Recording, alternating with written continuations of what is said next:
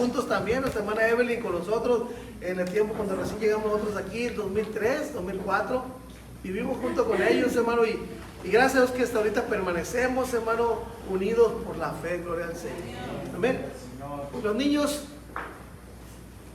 ¿ya se fueron? ¿A quién le toca ahora a los niños? ¿Nuestra hermana Evelyn? Dios bendiga a nuestra hermana Evelyn, hermano, porque como le digo, hermano, ella fue maestra de mis hijos más grandes. Entonces, puedo ver yo en el testimonio de mis hijos que ha hecho buen trabajo, hermano. Ha hecho buen trabajo porque veo a mis hijos y me digo, ha hecho buen trabajo la hermana Evelyn. Y gracias a Dios que lo sigue haciendo con nuestros hijos más pequeños. Dios les dé palabras a nuestras hermanas, Dios les dé fortaleza y Dios la inunde de bendiciones. Ese es mi deseo. Amén. Y los que nos quedamos aquí en gloria al Señor, vamos a abrir nuestra Biblia y en el libro de Hebreos. Y vamos a ver algo muy importante esta mañana. Hermano Hipólito Maqueda del Señor Jesucristo y de nuestra hermana Evelyn, si nos puede traer un pizarrón, hermano, con unos plumones que ahí sí nuestro hermano Emanuel nos puede prestar ahí, por favor. Porque vamos a ver dos palabras muy importantes esta mañana. Y vamos a ver la importancia de usted como padre de familia y usted como madre de familia en el hogar. ¿Cuál es la responsabilidad de nosotros, hermano? Nosotros tenemos responsabilidades ante Dios. No nomás es gracias a Dios porque Dios ya nos llamó, no. Ahí empieza nuestra responsabilidad en Dios.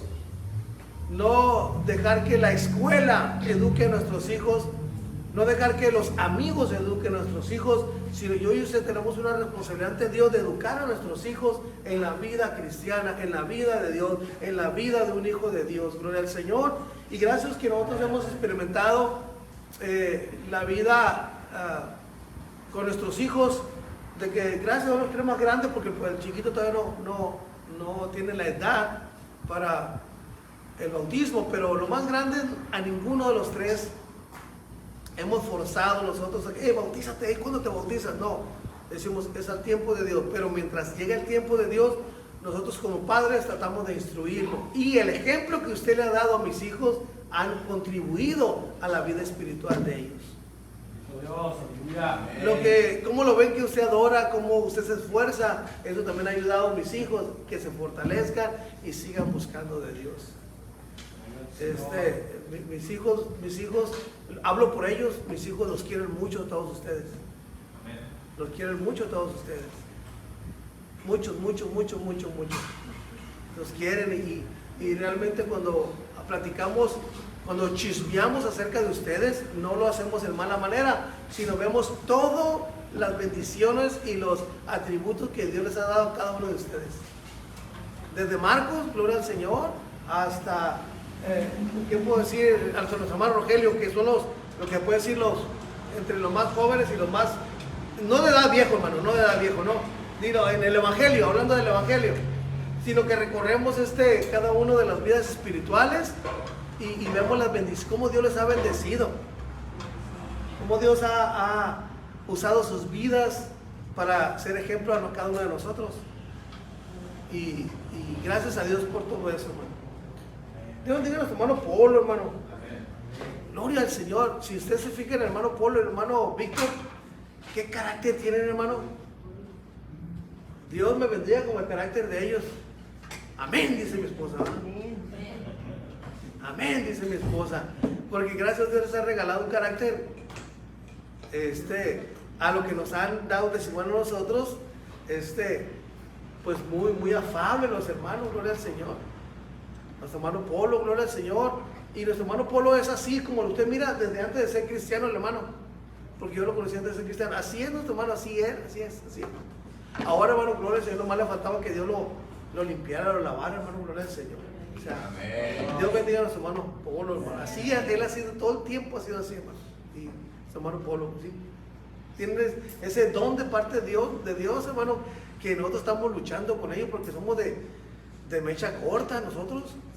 Y a veces somos un poco, a veces prendemos la mecha, pero lo que no nos gusta es escuchar la detonación. Prendemos la mecha y nos vamos. No, si prende usted la mecha tiene que escuchar la detonación también, hermano. Así que si se come las dulces, hay que comerse las amargas también. Okay. Vamos a abrir nuestra Biblia ahí en el libro de Hebreos. Gloria al Señor. Dios me ayude esta mañana, y yo le voy a rogar, hermano, que después de que leamos esto, oremos al Señor para que el Señor, hermano, me ayude a mí a explicar y también me ayude a comprender, porque una cosa es que yo lea y que no entienda lo que estoy leyendo. Y otra cosa muy interesante es que leamos y que Dios nos instruya y Dios nos diga, nos revele lo que está diciendo ahí el Señor. Que es lo mejor, ¿no? Porque si no alcanzamos a comprender si Dios, no vemos lo que Dios nos está hablando, podemos llegar a interpretar la Biblia o a tomar la Biblia como cualquier otro libro. No, Dios nos está hablando por medio de su palabra. Dios inspiró estas palabras a los escritores, gloria al Señor. Por eso hay que tomar la palabra de Dios seriamente. O sea, con seriedad, hermano. Con seriedad, gloria al Señor. Vamos ahí al capítulo 5. Perdón, el 4. Le iba a empezar el tema. Capítulo 4, versículo 14. Porque ya leímos y ya vamos avanzando. Hebreos, capítulo 4, versículo 14. Todo depende, hermano, esta enseñanza es de 1 Pedro, capítulo 1, versículo 10. Ponga primero esa semana, por favor.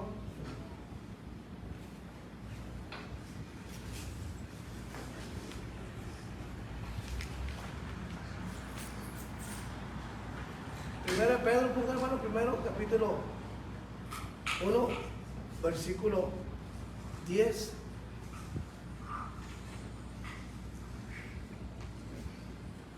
El 11. Ese es el tema. Ese es las glorias que iban a venir detrás de los sufrimientos de Cristo. Ese es el tema que tenemos. ¿Qué bendiciones estamos recibiendo por medio de los sacrificios que nuestro Señor Jesucristo hizo? Ese es el tema. Ese es el tema. Las glorias, las bendiciones, unas glorias tremendas, hermano, porque en la cruz del Calvario se empezaron a desatar muchas cosas a nuestro favor, hermano. Que vamos a ir explicándolo con el libro de Hebreos, esas bendiciones. Por eso vamos paso por paso de las glorias, bendiciones que Dios nos ha dado. Porque si Él no hubiera padecido, si Él no hubiera peleado esa batalla, entonces yo y usted no tuviéramos ni razón de estar aquí. La razón de que estamos aquí es porque Jesucristo nos dio entrada a nosotros también como un pueblo que no somos pueblo de Dios, el pueblo de Israel. Pero gracias que usted tenemos la oportunidad por medio del sacrificio del Señor de entrar a pertenecer al pueblo de Dios. Porque si no hubiera el Señor muerto por nosotros, primeramente no hubiera perdón de pecados. Y después de eso, no hubiera sido posible, hermano, ese camino hacia la vida eterna para nosotros. Por eso estamos descifrando las glorias que iban a venir detrás, o sea, después de los sufrimientos de nuestro Señor Jesucristo, después de la muerte. Y lo que nos sella a nosotros es la resurrección de los muertos del Señor, porque cualquiera pudo morir. Murió Mahoma, pero no resucitó. Murieron otros hombres, Buda, otros hombres pensantes que hubo. ¿Cuántos griegos que no tenían sabiduría de este mundo murieron, pero ninguno ha resucitado? Ninguno. Y a lo que nosotros nos da garantía de las promesas del Señor Jesucristo es que Él resucitó. Ahora, se abrió la piedra y les dije la clase anterior, hace dos semanas, la piedra fue quitada no para que Cristo saliera, fue quitada para que entraran y comprobaran que así como Él dijo sucedió, que al tercer día iban a resucitar. Entonces la piedra fue movida y quitada para que entraran y vieran que Cristo había resucitado. Esa era la razón nada más. Porque si la piedra, hermano, no hubiera sido quitada, los guardias que estaban afuera de la piedra, guardando, porque supuestamente tenían la idea de que iban a hurtar el cuerpo de Cristo, pusieron guardias, hermano. ¿Cuándo le ponen una guardia, hermano, a la tumba? O sea, ahí para que para que no se robaran el cuerpo, y entonces sí decir, se robaron el cuerpo para que se cumpliera lo que este mentiroso dijo, que iba a resucitar. No, se lo robaron y se fue. No, pero ahí estaban los guardias, hermano, haciendo guardia ahí afuera de la tumba, para que nadie quitara esa piedra. O sea, si alguien humanamente, si los discípulos del Señor venían a quitar la piedra, ¿iban a poder quitarla? ¿Por qué? Porque estaban los guardias. Entonces, ¿cómo iba a ser la manera de demostrarle primeramente a los guardias de que Cristo había resucitado? Ningún ser humano podía quitar la piedra, porque no le iba a ser permitido por la guardia que estaba ahí. Si venía quien venía, no iban a poder quitar la piedra, porque la que tapaba la tumba, porque estaban los guardias con las flechas o las lanzas o lo que hayan tenido. Nadie humanamente que se presentara a quitarla, nadie le iba a poder quitar, porque estaban los guardias. Pero ¿qué tuvo que pasar para que esa piedra fuera movida? ¿Quién lo tuvo que hacer? Porque si esos guardias estaban todo el tiempo ahí y la piedra nunca hubiera sido movida, ¿cómo se iba a comprobar que Cristo había resucitado? ¿Sí me entienden o no me explico? O sea, tenían que ver la palabra y tenían que tiene que ver el testimonio de que Él resucitó. Entonces, si estaban los guardias ahí y a nadie le permitían que quitaran la piedra, entonces todo el tiempo iban a creer, todos los que escucharon que el tercer día iba a resucitar, todos los que estaban ahí, que escucharon, iban a creer que todo el tiempo que estaba dentro todavía el Señor. ¿Sí me entiendo o no me explico? ¿O lo estoy agregando? O ya le hice un nudo ahí de trailero. ¿Sí me entiendo lo que le digo? No me... Se lo voy a repetir, qué bueno que me dice que no entendió para repetírselo. Están los guardias. Humanamente nadie podía venir a quitar la piedra. Nadie. Porque no que no tuvieran fuerza para quitarla, sino que no le iba a ser permitido por los guardias. Porque fue una orden que se le dieron los sacerdotes, los sumos sacerdotes, los líderes religiosos, de que nadie pudiera hurtar ese cuerpo. Entonces, si estos hombres no dejaban que nadie quitara la piedra, entonces todo el tiempo iban a estar en la mente, iban a pensar que el cuerpo de Cristo estaba dentro y que Él no iba a resucitar. Aunque haya resucitado, tenía que haber una prueba que Él resucitó. Pero los que estaban aquí, ellos no iban a dejar que comprobaran si Él resucitó o no, porque no podían mover la piedra.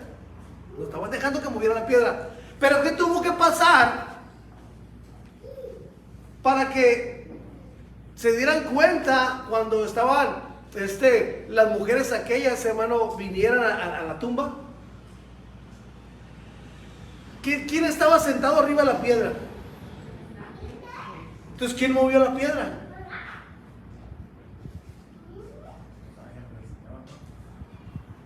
Aquel ángel es el que movió la piedra. O sea, una fuerza superior a la humana movió la piedra. Probablemente los guardias no lo vieron, pero imagínense, hermano, ¿a qué hora sería cuando se empezó a mover la piedra? Deme una hora. No dice la Biblia a qué hora la piedra se movió, pero dígame un horario usted. ¿En la madrugada, mano? No, lo que digan los demás, no. ¿Qué piensa usted? Por la mañana, hermana Nora. 3, 4 de la mañana, hermana Rebeca. Hermanito, ¿a qué hora usted piensa que la piedra se fue movida? La madrugada. Hermana Mercedes. Por la madrugada y a la hora estaban dormidos. Ay, esto fue más fuerte, la hermana, ¿va? Marquitos. Hermano Víctor. Hermana Marilú. Hermano Mirna. Hermanito. 5 de la madrugada. Hermano Polo. En la madrugada. Oscar Medina. En la madrugada. En la madrugada. No sintieron los guardias. Hermana Fabiola. Madrugada. Hermano Kevin. ¿En la mañana o en la madrugada? Samuelito, ¿qué está buscando ahí? Oh, perdón, ¿a qué horas? ¿A qué horas piensas que se movió la piedra de la tumba? No, pues un decir, ¿verdad? Hermano Ian. En ayunas, hermana Diana. ¿No?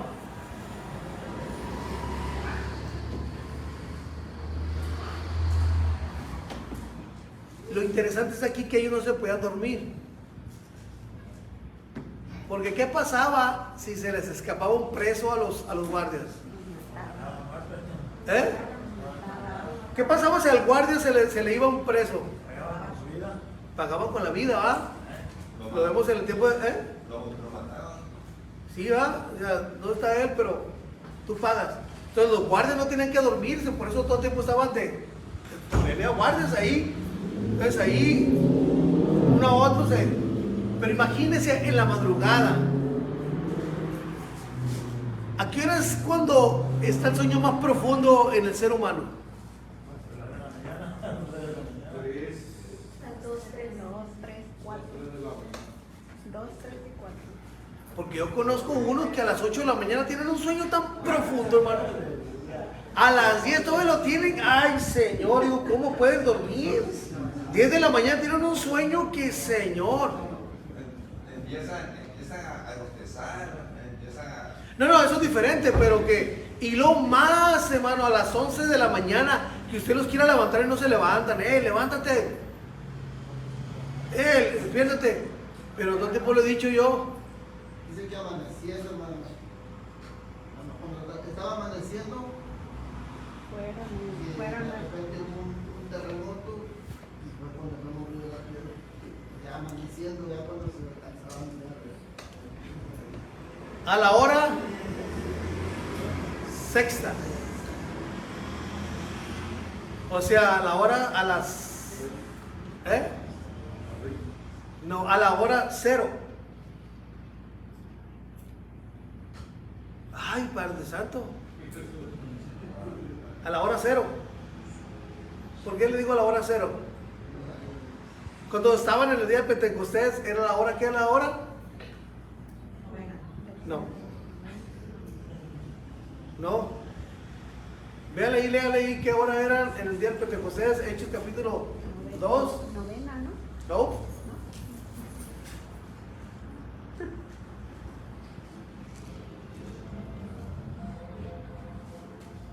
¿Qué horario era cuando aquellos dijeron, cuando Pedro les responde?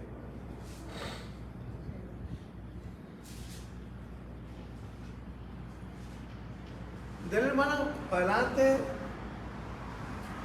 Más para adelante, más. Espérese. Ahí está. Denle el 15. ¿Qué hora era? ¿Y a qué hora se empezaba a contar el día?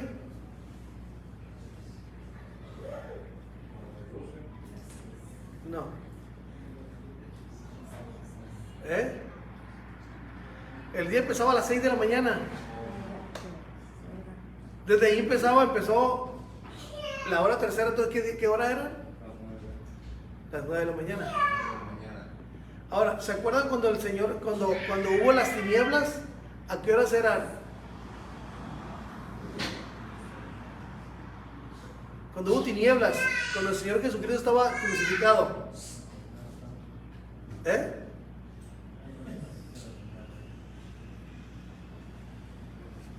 ¿Qué horas eran?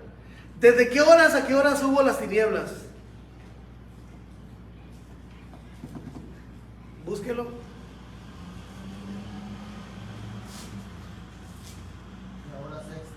La hora sexta. ¿Y a qué horas es la hora sexta? Las 3 de la tarde. No. 12. 12 de mediodía, cuando supuestamente el sol está 12 de mediodía. A las 12 de mediodía era cuando hubo tinieblas. ¿Para qué? Bueno, para que esas tinieblas sobrepasaran el sol, o sea, que cancelaran el sol, para que no hubiera duda. ¿Hasta qué horas hubo las tinieblas? ¿Hasta la hora qué? 12. A las 12 empezaron, pero ¿a qué horas, desde qué horas a qué horas estuvo las tinieblas? A la hora novena. Y a la hora novena fue cuando el Señor entregó el Espíritu.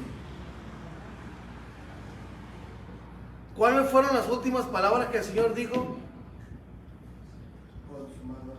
Consumado es. ¿Por qué le dije todo esto? Porque entonces quiere decir que eran, conforme la Biblia, eran las 6 de la mañana cuando se escuchó ese. Imagínense los guardias ahí, hermano, no ver a nadie que se esté moviendo la piedra. No pienso que eran parientes de Juan sin miedo ellos. Yo pienso que les dio temor, hermano. ¿Que quieres estar moviendo la piedra? Al amanecer, cuando hubo el estruendo, al amanecer, pues. ¿Cómo quieras hacer? ¿Cómo quieras dice que? 6 de la mañana. 6. O sea, a la hora cero, pues. No nuestra hora cero. No, es que no tenemos hora cero nosotros. Son las 12 de la noche, ¿no? Sí, pero de las 12 se pasa a la 1 de la mañana. No tenemos hora cero nosotros. Pero aquí, o sea, hora cero es donde iban a empezar a contar las horas, pues. Desde las 6 de la mañana. Porque de las 6 a las 3, de las 6 a la hora tercera, perdón, de la hora cero a la hora tercera, es 9 de la mañana. Entonces, a las 6 de la mañana era cuando Él resucitó. No cuando Él resucitó, sino cuando la piedra fue movida. Ahora imagínense la impresión de los guardias que estaban ahí, le oí que la piedra se estaba moviendo y sin ver a nadie. Ahora, si usted estuviera ahí, hermano, hombre, hermano, tremendo. Por eso dijeron, realmente este era un hombre hijo de Dios. ¿Y saben qué iban a hacer? Sabían que como estaba vacía la tumba, ellos iban a pagar, pues. Entonces, ¿qué sacaron? Inventaron de que los discípulos lo habían hurtado. De algo tremendo pasó ahí. Pero ¿por qué le digo todo esto, hermano? ¿Por qué le dije todo esto? Porque si Él no hubiera resucitado, las glorias que estamos viendo no hubieran venido sobre nosotros. Porque muchos murieron. Mahoma y lo que mencionamos ahorita, pero ninguno resucitó. Pero nuestro Dios, Él murió y resucitó, porque ahí da demostración que Él venció a la muerte. Amén. Ahora sí, volvemos ahí al capítulo 4:14 de Hebreos 4:14. Y vamos a leer ahí.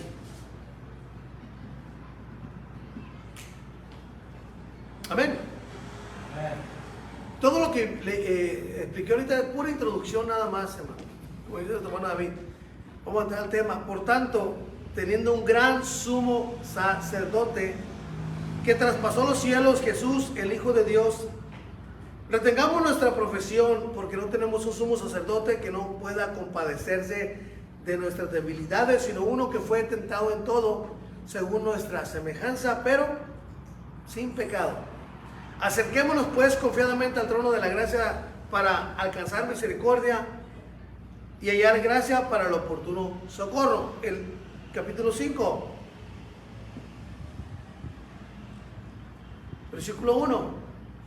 Porque todo sumo sacerdote tomado de entre los hombres es constituido a favor de los hombres en lo que a Dios se refiere, para que presente ofrendas y sacrificios por los pecados, para que se muestre paciente con los ignorantes y extraviados, puesto que Él también está rodeado de debilidad. Amén. Ahora ayúdenme a orar, hermano, para entrar en el tema ahora sí. Ayúdenme a orar en el nombre del Señor Jesucristo. Padre Santo, Dios del cielo, aquí estamos una vez más, Señor. Es delicado, Señor, tu palabra, Señor, y ayúdanos a explicarla de la manera correcta, Señor. No conforme lo que yo piensa, lo que yo crea, sino lo que tú dices en la palabra. basado en la verdad de tu palabra, Señor. Ayúdanos a hacerlo todo en el nombre del Señor Jesucristo. Da entendimiento, da sabiduría a mis hermanos. Si algo no se está explicando correctamente, Señor, ayúdales, darle a luz, Señor, para que ellos también puedan decir, Señor, cómo es, Señor. Te lo ruego todo en el nombre del Señor Jesucristo. Amén, gloria al Señor. Gloria a Dios. La Biblia habla de que Jesús es nuestro sumo sacerdote. Pero antes del Señor Jesucristo se instituyó un sacerdocio. Un sacerdocio. En el tiempo. ¿Y quién fue el primer sacerdote, hermano, que hubo? Aarón. ¿Mande? Aarón. Antes de Aarón no hubo otro sacerdote. Melquisedec. Melquisedec fue era rey de Salem. Melquisedec, pero era una sombra a eso. Ahora, pero antes de Melquisedec, ¿había otro sacerdote o no?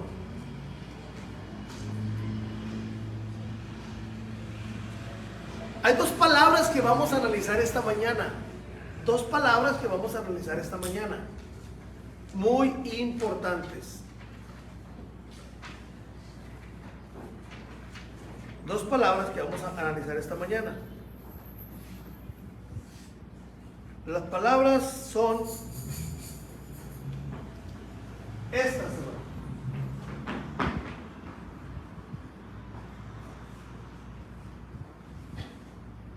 Abad y la palabra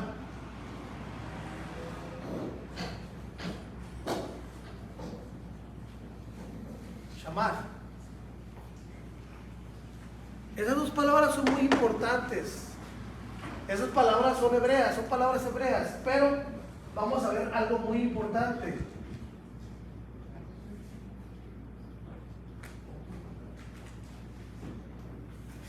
Son palabras hebreas, pero vamos a ver algo muy importante. Nosotros tenemos palabras sinónimas en nuestro lenguaje. Por ejemplo, una palabra sinónima de blanco, ¿qué es? No, eso es lo antónimo. Una palabra sinónima a blanco. Claro. ¿Otro? ¿Otra palabra sinónima a blanco?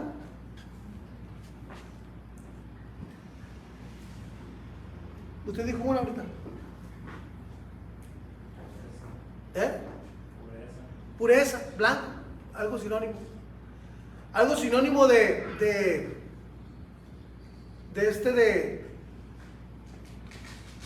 fuerte.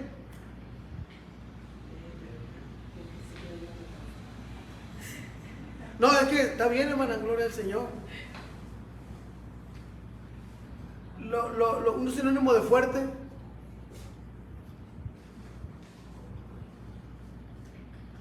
Poderoso. Sinónimos, son palabras sinónimas. Sinónimos, que son parecidas, ¿no? Pero que también van en el mismo contexto. Ya, fuerte, poderoso, son sinónimas, se escriben diferentes, pero son sinónimas. Estas dos palabras que están aquí, las vamos a encontrar en diferentes partes de la Biblia. Y estas palabras sinónimas, por eso es muy importante que traiga su libreta. La palabra abad en hebreo, en español quiere decir trabajar,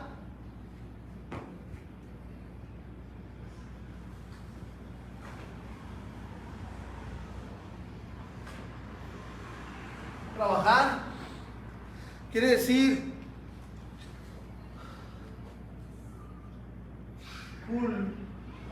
cultivar y quiere decir adorar.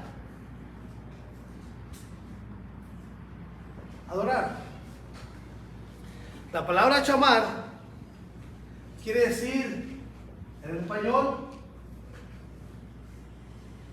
guardar quiere decir velar y quiere decir interceder.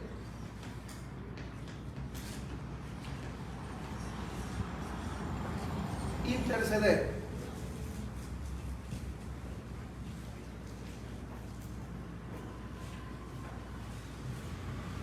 Eso es,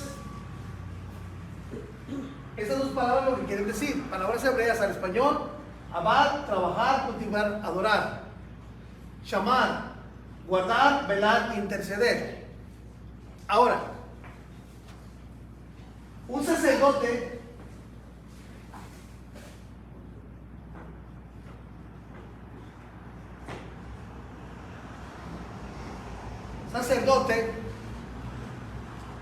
¿cuál es la función de un sacerdote?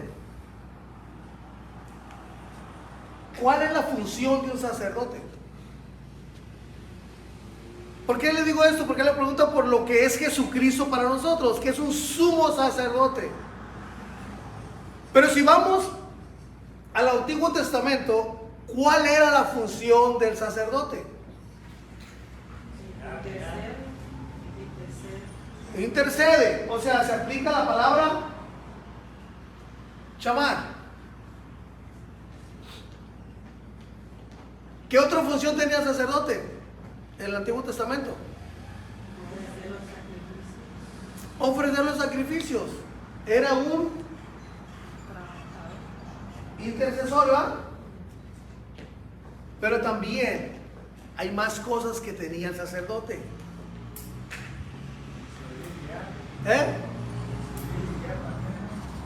Instruir, guiar, enseñar, los sacrificios que hacían. los sacrificios, ofrecer los sacrificios. ¿Qué función tenía el sacerdote en el Antiguo Testamento? Porque debemos de comprender qué función tiene el sacerdote para comprender lo que Jesucristo es para nosotros. Porque el Antiguo Testamento era una sombra del Nuevo Testamento. Por eso es muy importante comprender y saber qué función tenía el sacerdote. Y también tenía enseñar y guiar también. Sí, eso ya lo dijeron nuestros hermanos, ¿sí? ¿Qué otras funciones tenía el sacerdote? O sea, ¿para qué fue puesto un sacerdote? ¿Para qué? ¿Para qué? ¿Cuál fue la razón? ¿Por qué Dios instituyó el sacerdocio? ¿Por qué en el Antiguo Testamento? ¿Por qué?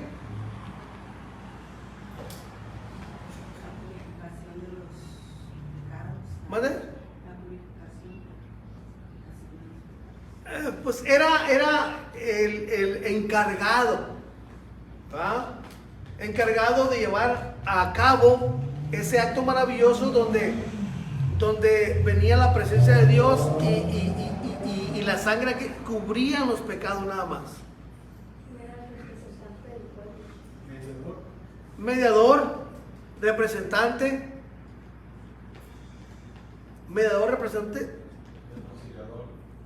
reconciliador.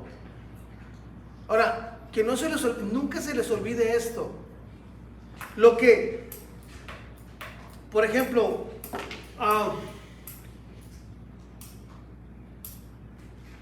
a veces nos pasa a nosotros mucho esto. A veces las personas en sus casas tienen dañado un pedazo de piso. Está dañado. ¿Qué cree usted que hacen las personas para que ese pedazo no se vea feo? Lo tapan con un tapete o le ponen un mueble o hacen algo. Pero aunque está ese tapete ahí o aunque está ese mueble ahí, ¿el daño se quitó? No, el daño está ahí, pero ¿qué está?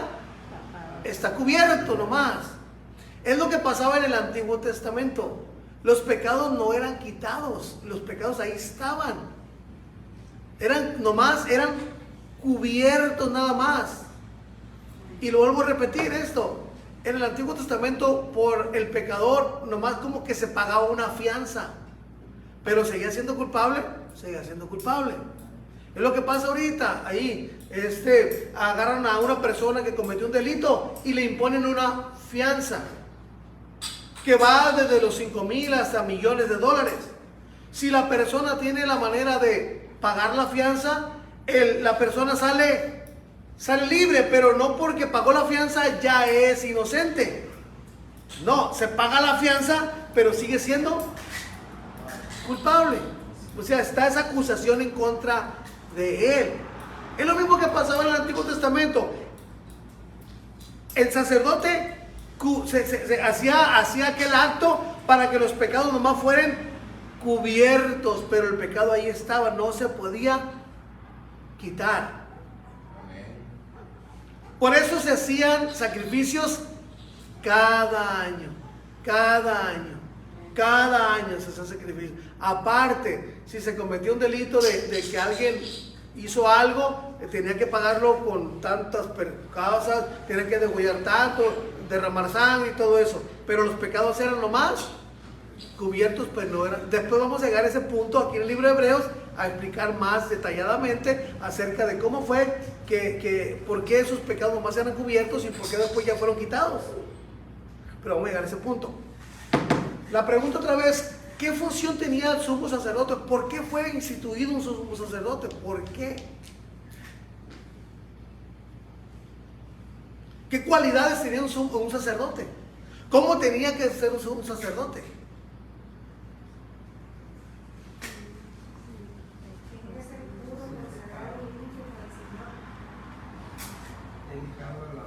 Dedicado a la obra. Ahora mire, hermano, una cualidad que el sacerdote tenía es que el sacerdote tenía que amar al pueblo. Tenía que amar al pueblo. Porque el sacerdote no amaba al pueblo, hermano. Si aquel le traía una chiva, pues mira, ese es para mi sacrificio. No se la voy a matar ahí que se quede con su... No, tenía que amar al pueblo. Una función que el sumo sacerdote tenía, ese sumo sacerdote era, fíjese, hermano, ponga atención en esto. El sumo sacerdote era el representante del pueblo ante Dios. ¿Sí me entienden o no me explico? El sumo sacerdote representaba a la nación, la representaba ante Dios. Pero también el sumo sacerdote representaba a Dios a la nación. A eso se le llama una palabra que dijo alguien de ustedes, un intercesor. O sea, un intermediario. Era representante del pueblo y también era representante de Dios. ¿Y sabe qué función tenía también ese hombre, el sumo sacerdote? Ese hombre hacía que la distancia que hay entre el cielo y la tierra se acortara. No sé si me entienden lo que le digo. O sea, una cosa es que lo entienda y otra cosa es que esté de acuerdo. Porque usted puede entender lo que yo le diga, pero no estar de acuerdo. El sacerdote era un hombre que acortaba la distancia entre el cielo y la tierra. ¿En modo de qué? De que por medio de lo que el sacerdote hacía, la presencia de Dios del cielo descendía hasta la tierra. No sé si me entiende lo que le digo. ¿Qué hacía? Esos actos que hacía detrás del velo, después lo vamos a ver. Eso es era lo que hacía que Dios descendiera y habitara entre su pueblo. Eso es lo que es un sumo sacerdote. Ahora, le vuelvo a preguntar yo a usted. Anteriormente al sacerdocio de Aarón o sacerdocio levítico, ¿hubo otros sacerdotes? Nuestra hermana ya dijo uno, Melquisedec. Pero aparte de Melquisedec, más atrás, ¿hubo otros sacerdotes o no?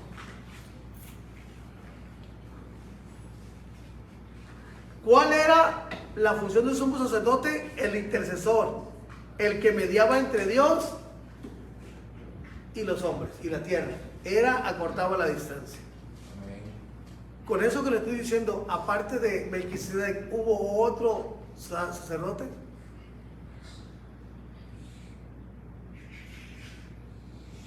Meditemos un poco. Conforme a estas palabras, a esto, la definición de esas dos palabras, ¿hubo otro sacerdote? Ni me lo van a creer lo que les voy a decir. Pues Abraham y Jacob hacían sacrificios así,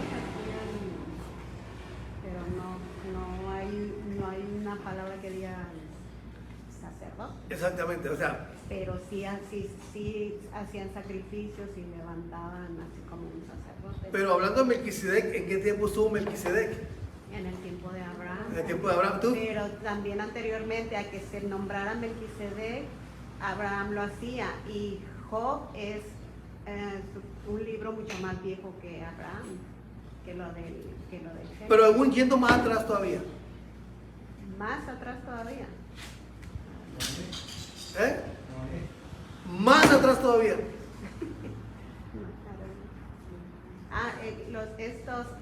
Los hijos de Adán, lo que hicieron. Más atrás todavía. Sí, no, ya no queda otro más atrás, ¿va? El primer sacerdote, aunque no lo dice la Biblia, fue Adán. Vamos a analizarlo con estas palabras.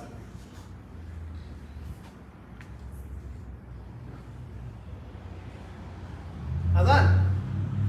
No lo dice la Biblia, y a lo mejor usted dice, "Pues, está loco el pastor, ¿por qué dice esto?" ¿Cuál es la función de un sacerdote? Usted y yo somos sacerdotes. Somos sacerdotes nosotros. ¿Por qué? La Biblia lo dice en Apocalipsis, lo dice en Pedro, que somos nación santa, real sacerdocio, pueblo escogido por Dios para anunciar las virtudes de aquel que los llamó de las tinieblas a su luz admirable. Nos llama Dios a nosotros, nos llama sacerdotes, reyes y sacerdotes, nación santa, real sacerdocio. Pero mire, qué gran diferencia, hermano. Yo y usted, la Biblia nos llama real sacerdocio, sacerdotes. Pero si nos ponemos a comparar nosotros,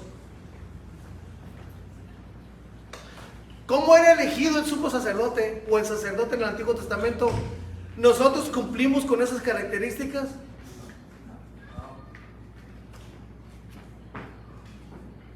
La hermana Marilú dijo algo. ¿Qué cualidades tenía que tener un sumo sacerdote?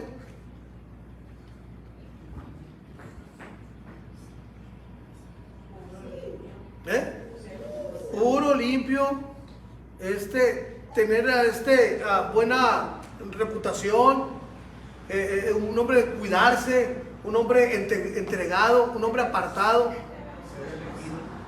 ser elegido, temeroso de Dios, apartado del mal como Job. Pero había algo todavía más delicado. Nosotros podemos ser eso también.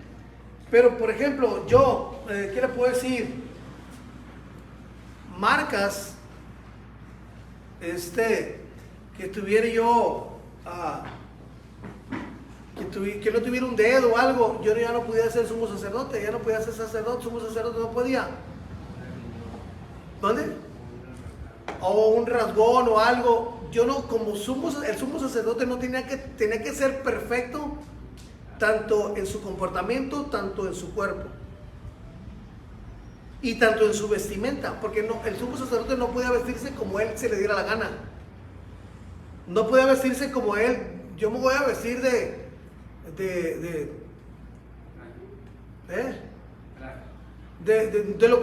lo que sea, no de lo que se le ocurra a usted. No me puedo vestir de esa manera, sino que Dios le dijo cómo debía vestirse. Adán y Eva, cuando pecaron y vieron su desnudez, ellos se vistieron como a ellos se les vino a su mente. Pero ellos decían, nos vamos a vestir de esta manera, con hojas de higuera.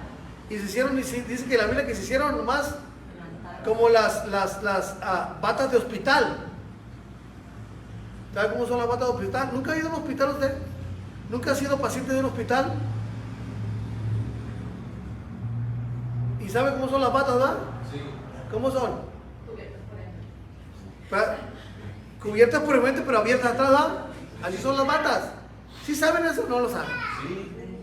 Solo uno se las pone y acá atrás queda bien. Ah, bueno, esos son delantales, cubren lo de frente nada más. Entonces ellos se cosieron hojas de higuera y se cubrieron la desnudez de enfrente nada más. Pero eso fue correcto ante los ojos de Dios. Fue correcto ante Dios aprobó eso. Porque ellos actuaron conforme a su capacidad que tenían en ese momento. A su capacidad nada más, de esa manera actuaron. Pero Dios, ¿qué hizo? Sacrificó animales y les fabricó túnicas. Y esas túnicas cubrían todo el cuerpo. Todo el cuerpo, cubrían todo el cuerpo. Todo el cuerpo era cubierto por las pieles de aquellos animales. Todo el cuerpo. Yo no entiendo, hermano, los pensamientos, no cada quien. Pero hay personas que se visten con minifalda. Es la decisión de ellos. Pero ponen minifalda, pero ya andan con ella bajándose y bajándose y bajándose. ¿Para qué andan batallando? ¿Por qué mejor no se ponen una falda bien? ¿Para qué andan batallando? Es nomás una probadita. Después vamos a hablar de la vestimenta. Conforme a la Biblia, no conforme yo se me ocurre. Ahora, esas palabras. Y vámonos a Adán. Y vámonos al capítulo 2 de Génesis. Capítulo 2 de Génesis. El versículo 7 y 8.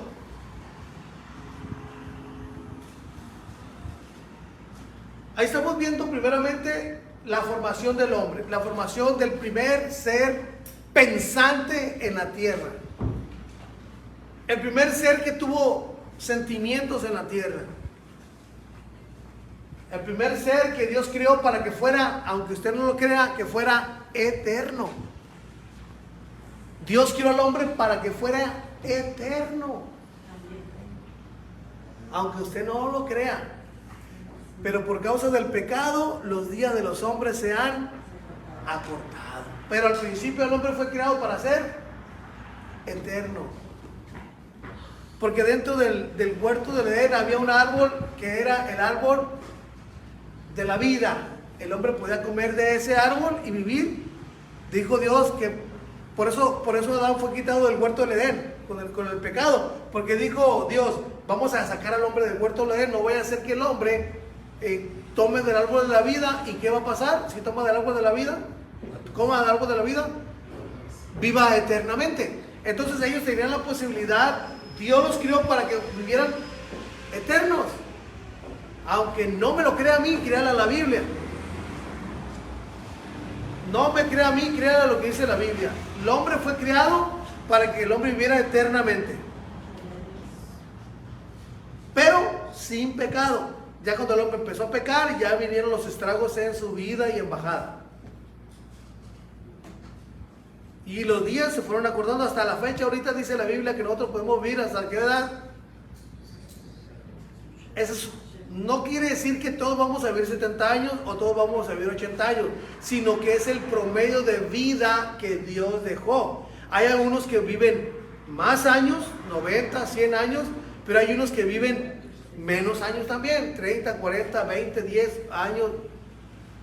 Pero si usted se fija actualmente, el promedio de vida ya no son 70, hermano. Ya no son 80. El promedio de vida ahorita ya estamos rondando los 40, 45 años, hermano. Ya 40, 50 años los más robustos. Ese es el promedio de vida ahorita. Véalo. Tanta enfermedad que ha salido, que hay personas que ya tienen enfermedades incurables a los 20 años, 30 años. Hay personas, muchachos que mueren a los 13, 14 años de una enfermedad. Ya.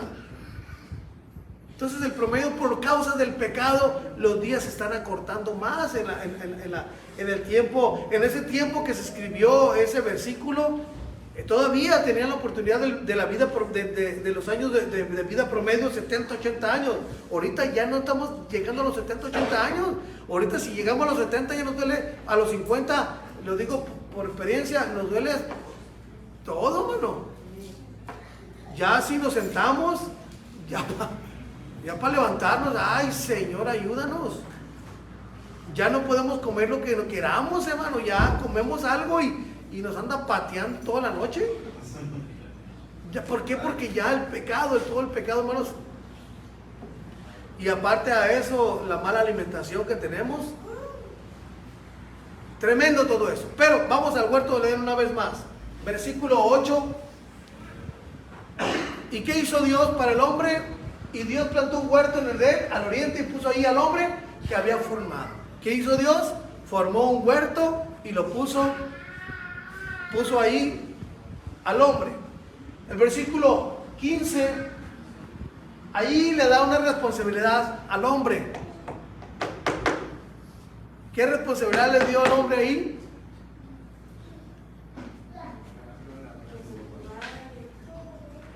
No, ahí. ¿Qué responsabilidad Dios le dio al hombre?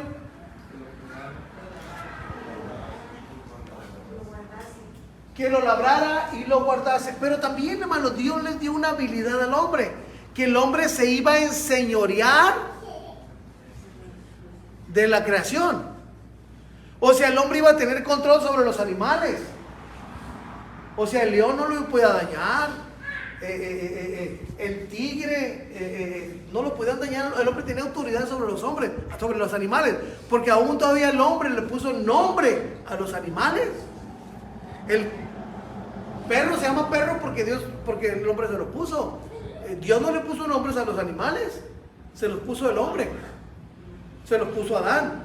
Al tigre se llama tigre, al elefante se llama elefante, al legenero porque Adán así le puso. Entonces Adán tenía control sobre la creación que Dios había hecho. Dios se enseñoreaba a Adán. Ese enseñorearse es que tenía dominio sobre la creación, que Dios, porque así lo puso Dios ahí. Ahora Dios le dijo en el 15, ahí está el huerto, tú vas a guardarlo y lo vas a labrar. Tú lo vas a labrar y lo vas a guardar. Tú tienes el control. Tú tienes el control de la creación que yo hice aquí en la tierra. Tú tienes el control. Pero ¿qué cosa pasó después de que salió del huerto del Edén? Ya no tuvo control el hombre sobre los animales. Ya los animales se le revelaron. La creación se le reveló al hombre. Porque ya la tierra ya no le iba a producir cosas buenas. Ahora la tierra iba a producir espinos, le iba a producir cosas que el hombre no deseaba. Y ahora sí, las piedras le iban a empezar a dañar. El clima les iba a empezar a dañar. Ya no era como el huerto del Edén. Pero las palabras claves aquí es labrar y guardar. Y las palabras labrar y guardar, véanlas aquí.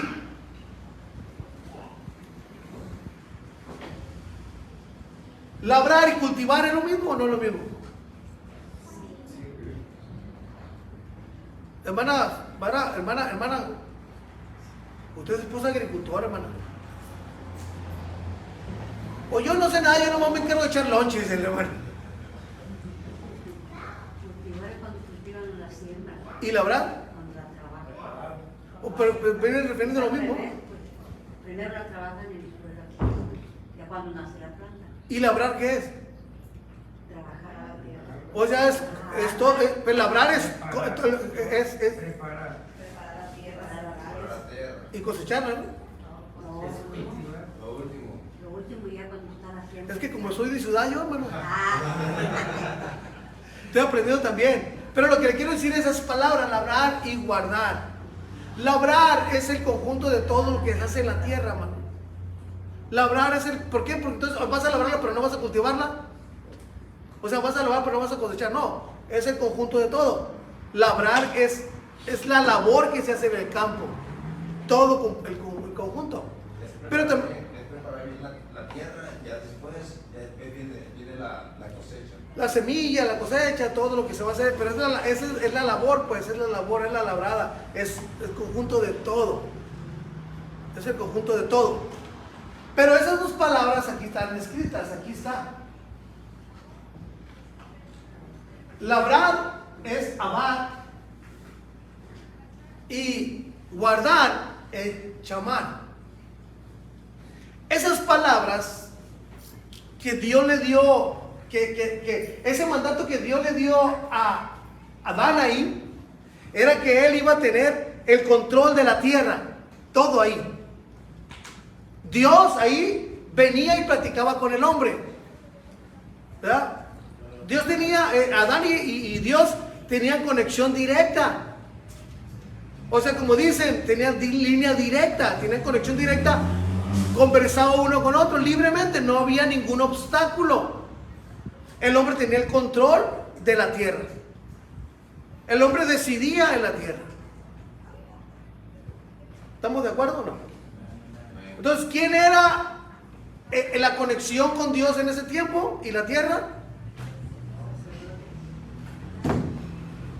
No, ese tiempo del huerto del Edén. ¿Quién era la conexión? ¿Quién era la conexión entre Dios y la tierra en ese tiempo?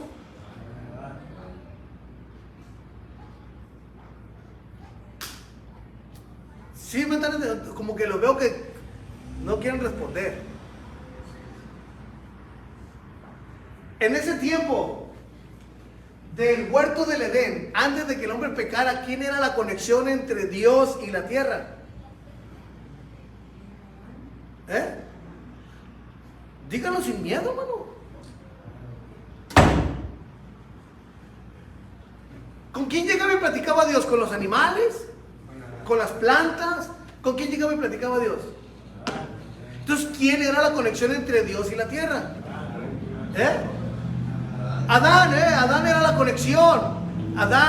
Porque Dios venía con Adán. Cuando Dios va al huerto del Edén, después de que el hombre pecó, ¿a quién se dirigió? ¿A la serpiente? ¿A quién se dirigió?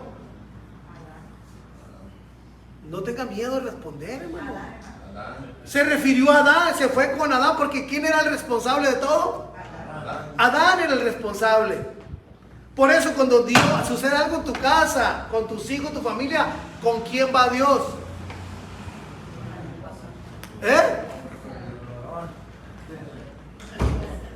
Va sobre ti. Tú que eres el responsable de tu casa.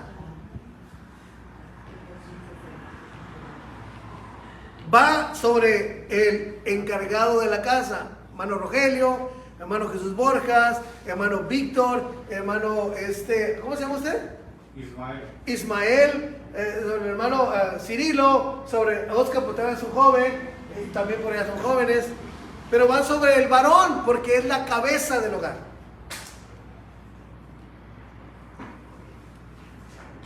Y por eso Dios nos llama sacerdotes, porque somos los responsables. Y nosotros como padres, al principio de que nuestros hijos están chiquitos, están bebés, por eso les decía, vamos a nosotros a ver la responsabilidad que tenemos nosotros en nuestro hogar, con nuestra familia. Nosotros somos la conexión de nuestros hijos al principio con Dios. Porque ¿quién es el que los está guiando? Ellos no tienen la conexión con Dios directamente, sino como nosotros ya tenemos el conocimiento de Dios y sabemos lo que Dios es y lo que Dios representa, nosotros tratamos de conectar a nuestros hijos con Dios y les explicamos la palabra de Dios y les explicamos de cómo es Dios y les explicamos quién es Dios y les explicamos el amor de Dios a nuestros hijos. Entonces, por eso Dios nos llama que nosotros somos sacerdotes, porque somos la conexión en ese tiempo de Dios con nuestros hijos, porque nuestros hijos no quieren buscar de Dios. Pero si nosotros somos los intercesores, somos los que estamos en medio entre Dios, nosotros, mira, es que Dios, hijo, es así. Nosotros venimos a la iglesia porque Dios es de esta manera. Nosotros venimos a la iglesia por lo que Dios ha hecho de esta manera. Por lo que Dios y Dios, nosotros estamos hasta que ellos ya, dicen en mi rancho, les caiga el 20. Hasta que ellos ya tengan el conocimiento y ellos tengan ese razonamiento. Y ellos ya empiecen por su cuenta a buscar de Dios. Y ellos se convierten también en esos sacerdotes cuando lleguen al matrimonio. Llegan y ya van a ser ellos los intercesores con sus hijos. ¿Me entiendo? No me explico lo que le digo. Por eso es cuán importante que yo y tú como padres de familia demos testimonio a nuestros hijos de que nosotros somos servidores de Dios. ¿Cómo? No nomás en lo que decimos, porque de lengua me como 2 o 3 platos, sino con hecho y en verdad. Demostrarle a nuestros hijos lo que realmente decimos que somos. Porque yo a usted le puedo decir, no, que yo soy bien amoroso con mis hijos. Y va y usted le pregunta a mis hijos y dice, no, hombre, es esto peor que Shrek. Es un ogro en la casa. Porque los que nos conocen en nuestra casa son nuestros hijos. Ellos saben cómo tratamos, ellos saben, mis hijos saben cómo trato yo a su mamá en la casa. Ellos saben cómo la trato. Yo le puedo decir, yo amo a mi esposa. Y mis hijos, mi papá, qué mentiroso. Allá la trata como la chancla de la casa, la ofende, allá la menosprecia, allá anda padeciendo de todo y necesita todo en la casa. Mentira de mi papá. Si usted va y le pregunta, no es mentira. Pero no, yo les doy testimonio a ellos que cuando yo le digo a mi esposa que yo la amo aquí, es porque ellos ven que yo la amo en la casa. ¿Sí me entiendo? No me explico. Entonces nuestros hijos son los que se dan cuenta. Entonces yo tengo que darle testimonio a mis hijos de lo que Dios ha hecho con mi vida. Y ellos no tienen para dónde hacerse. ¿Por qué? Porque yo les doy testimonio de lo que Dios es real en mi vida. No sé si me entienden lo que les digo. Entonces, por eso Dios nos llama a nosotros que somos sacerdotes. Somos los intermediarios entre nuestros hijos y Dios hasta el momento en que ellos hacen su decisión. Ya que ellos hacen su decisión, gloria a Dios. Pero sigo siendo responsable de mi hogar, con mi esposa, con mis otros hijos. Pero volvemos a esas palabras. Abad y chamar. Abad y chamar, ahí están. Labrar y guardar. Eso, si usted ve hay una Biblia que se llama Números Strong. Strong. ¿Sí sabe lo que es Strong, verdad? Mire, se lo voy a poner aquí.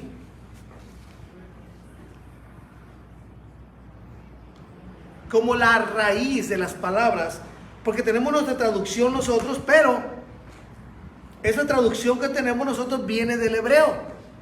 Estas palabras vienen del hebreo, del idioma hebreo. Aquí le voy a poner el versículo que leímos. ¿Cuál fue al principio? Génesis capítulo 2, versículo 15. Pues a ese, que versículo 15. No, Génesis.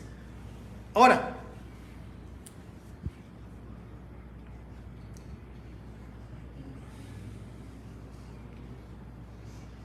aquí tengo yo el capítulo, Génesis capítulo 2, versículo 15.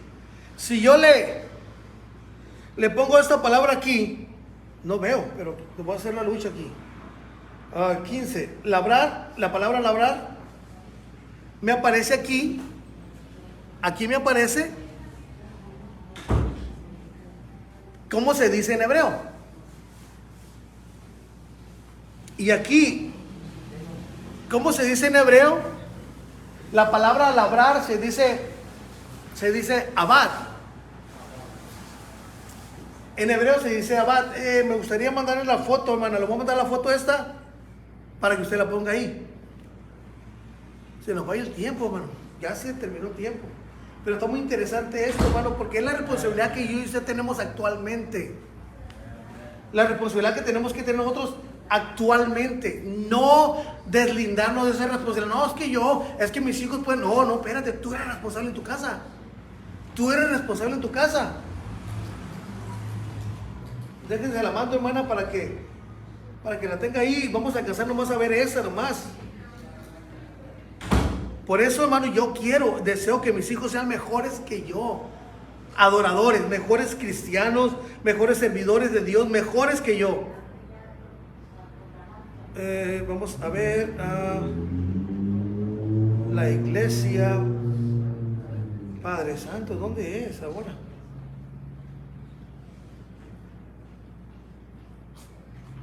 Señor, ¿dónde está aquí? Oh, aquí está la iglesia, sí. Se le voy a mandar la foto.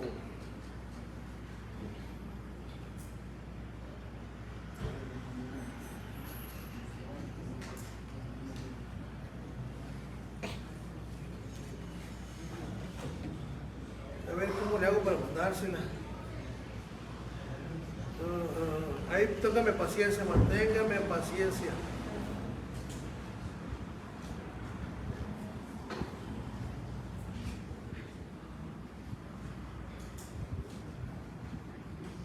Ahí está, hermana, para que lo ponga ahí, ponga la foto esa que le mandé.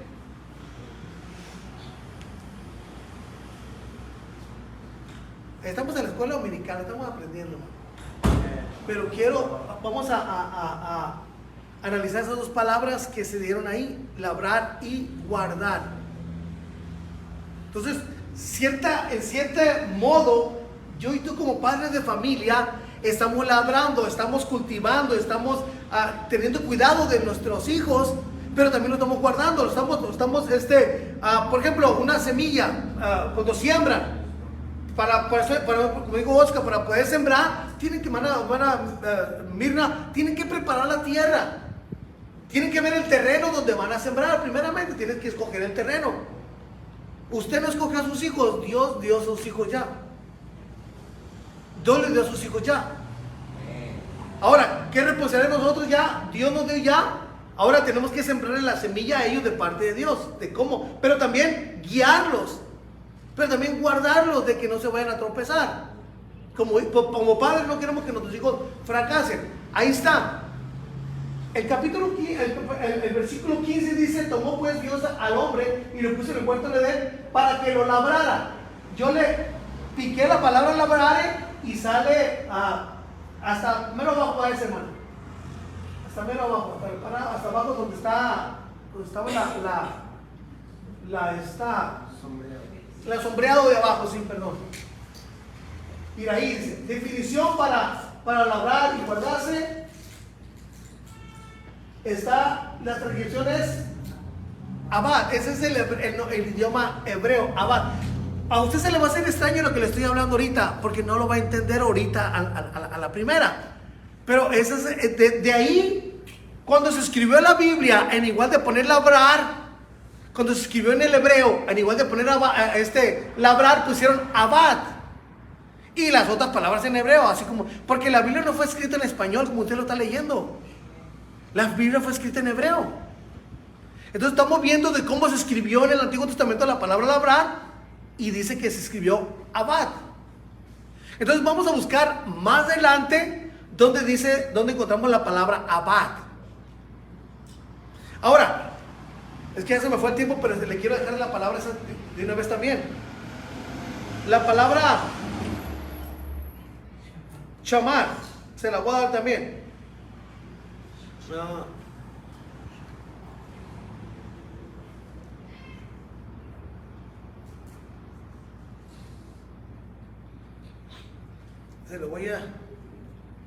Se la voy a pasar también esa, hermano, la palabra chamar.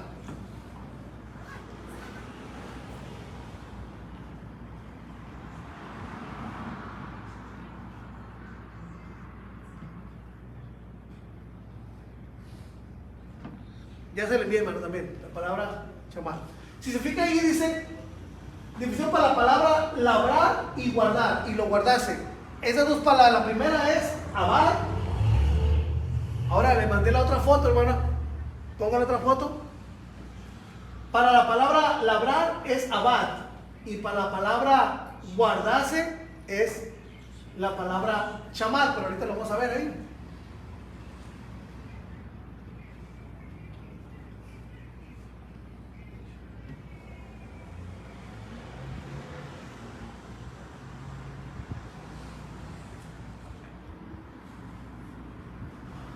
Ahí está, ¿sí se significa ahí? Servidumbre, servir, siervo, sujetar, trabajar, trabajador, trabajar. Y la transcripción es chamar. Es como un guardador. Él es tu guardador, está trabajando guardando. O sea, esa es la definición. Chamar, en igual decir guardarse, quiere decir chamar. Entonces, la siguiente semana vamos a continuar más adelante vamos a encontrar esa palabra Abad y Shamar más adelante, para sacar que Adán también fue y se puede que tomó la función de un sacerdote como un intercesor entre Dios y esta tierra. Porque ¿a quién fue el que Dios le dio el mandato? ¿A Eva o a Adán? Adán, a él fue. Cuando Dios fue a arreglar cuentas con Adán, con los hombres, ¿con quién fue? Cuando pecaron, ¿con Eva o con Adán? Adán, porque él fue el responsable. Por eso se considera como si fuera un sacerdote, porque es un intercesor. Es el que casi era el comunicador de Dios con la creación. Y ahora con nosotros como padres de familia, nuestros hijos, nosotros somos los que comunicamos de las experiencias. ¿Cómo nosotros venimos al Señor, hermano? Por el testimonio de los demás. ¿Cómo fue que nos presentaron al Señor? Mira, Dios te puede sanar porque me sanó a mí. Mira, Dios te puede esto porque Dios hizo esto conmigo. Damos testimonio de lo que Dios hizo. Entonces somos ministradores porque somos sacerdotes de lo que Dios nos ha dado. Somos ministradores de lo que Dios nos ha dado y lo compartimos con los demás porque vemos la necesidad que hay en ellos. Por eso el sumo sacerdote tenía esa función de que traían los sacrificios y él hacía ese acto del sacrificio. Él era el que los degollaba, no los demás, no el que lo traía, sino que era el encargado, porque era el mediador entre Dios y los hombres. Pero ahora, ¿quién es el mediador entre Dios y los hombres? Nuestro Señor Jesucristo. Por eso leímos en Hebreos que Él es nuestro sumo sacerdote. Las glorias que iban a venir detrás de... Ahora, hermano, podemos entrar, dice, confiadamente hasta el trono de la gracia de Dios por medio del sacrificio que Él hizo. Porque Él es el sumo... Pero vamos a verlo otra semana. Amén. ¿Qué le parece si se pone de pie, hermano? Gloria al Señor. Se nos fue rápido. A mí se me fue rápido el tiempo. Ya cuando menos veo, hermano, ya van a ser las 12. Me apasiona leer esto y ver lo que Dios es para mí. Me apasiona. Pero vamos a empezar a inundar en estas palabras, hermano. Estas palabras. Qué gran responsabilidad tenemos nosotros como padres de familia, hermano. Guiar a nuestros hijos en el camino de Dios es una gran responsabilidad. Porque al tiempo se nos va a demandar qué hiciste con los dones que te di, porque Dios nuestros hijos, nosotros no somos, nuestros hijos no son nuestra propiedad, es la gracia de Dios que... ¿Y cuántos de ustedes pueden decir que sus hijos son feos?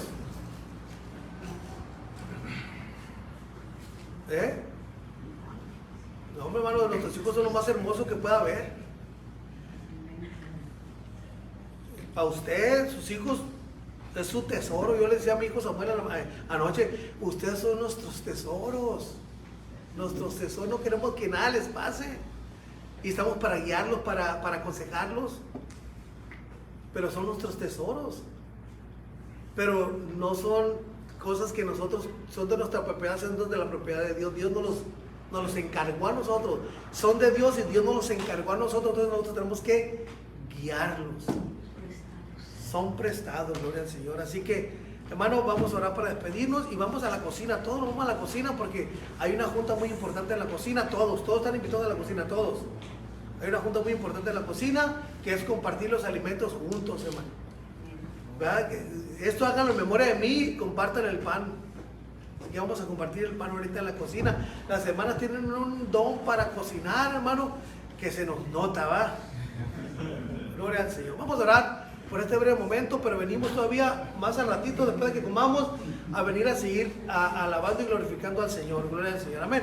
Padre, en el nombre del Señor Jesús, gracias, Señor, por la oportunidad que nos has dado de venir, Señor, a escuchar tu palabra, Señor. Ayúdanos, Señor, a ponerla en práctica y a tener ese conocimiento presente de la responsabilidad que tenemos nosotros como padres de familia, a ser llamados sacerdotes. Señor, gracias, Señor.